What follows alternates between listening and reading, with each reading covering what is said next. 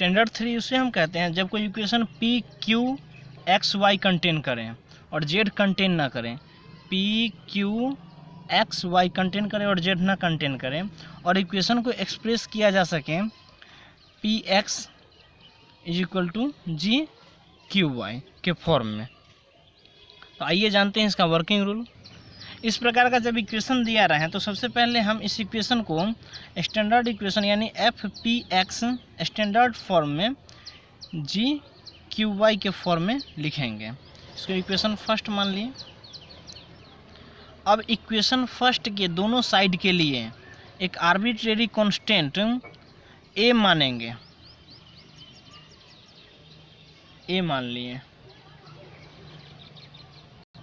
अब इन दोनों ही इक्वेशन को सॉल्व करके p और q का वैल्यू निकालेंगे यहाँ से, that is p equal to f of a x and q equal to g of a y. और इन दोनों ही वैल्यू को हम dz equal to p d x plus q d y में पुट करेंगे और इंटीग्रेट कर देंगे।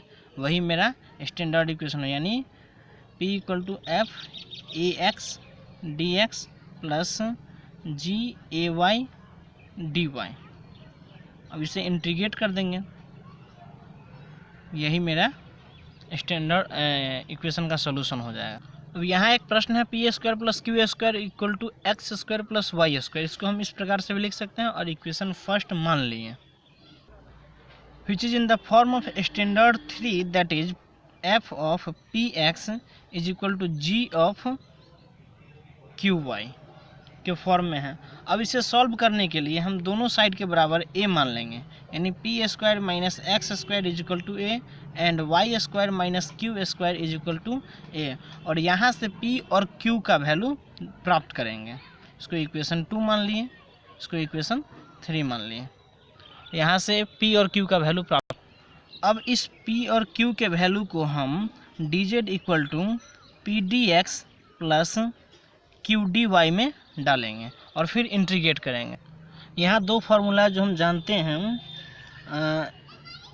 Under root of x square plus a square d x का इंटीग्रेशन होता है x under root of x square plus a square by 2 plus a square by 2 log x plus under root of x square plus a square, और under root of x square minus a square का ये होता है।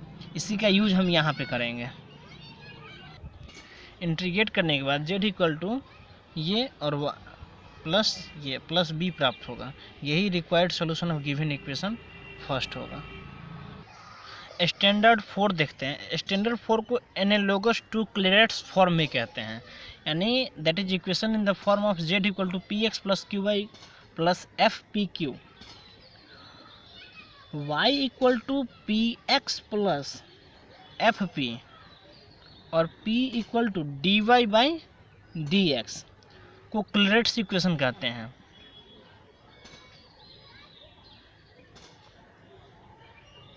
इसको क्लेरेट्स equation कहते हैं। इसका working rule जानते हैं स्टैंडर्ड 4 का।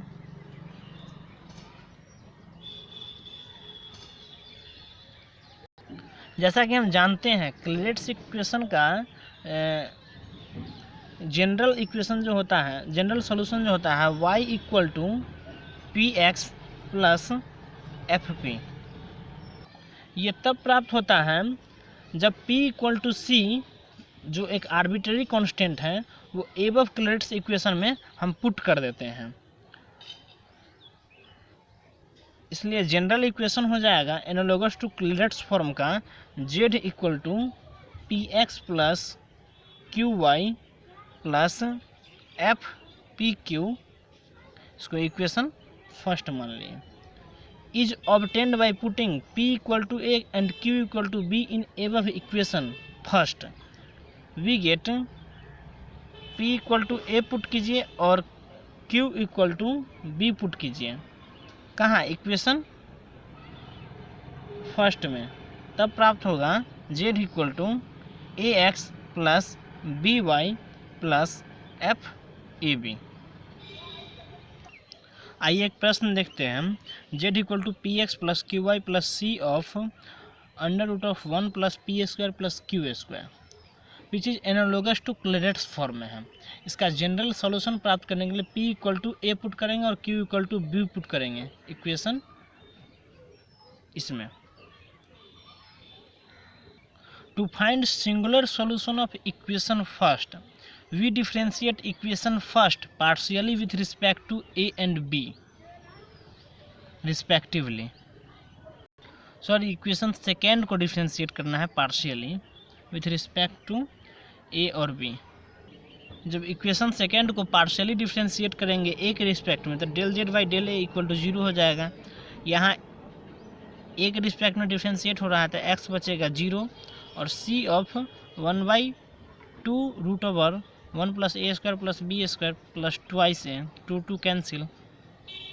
और फिर बी के रिस्पेक्ट में डिफरेंशिएट कर रहे हैं तब हमें x बराबर minus a c by under root of 1 plus a square plus b square और y बराबर ये प्राप्त होगा।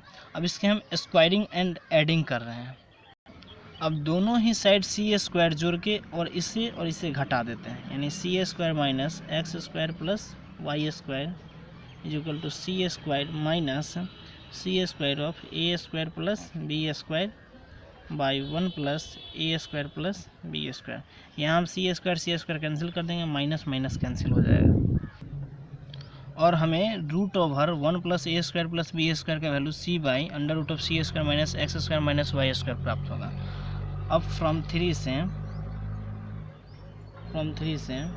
ए इक्वल टू हो जाएगा minus x of under root of 1 plus a square plus b square by c और ये हो जाएगा माइनस एक्स ऑफ, इसका वैल्यू ये है c by under root of c square minus x square minus y square by c. ये c और c cancel हो जाएगा तो of minus x by c square minus x square minus y square होगा। और यहाँ हमें ए और बी का वैल्यू प्राप्त हो गया। We put the values of a, b and under root of 1 plus a square plus b square from 6, 7 and 5 in equation 2. We get z equal to ये है। अब इसे हम काट देंगे तो ये हो जाएगा under root of c square minus x square minus y square z. Squaring करेंगे z square is equal to c square minus x square minus y square और या c square is equal to x square plus y square plus z square which is the required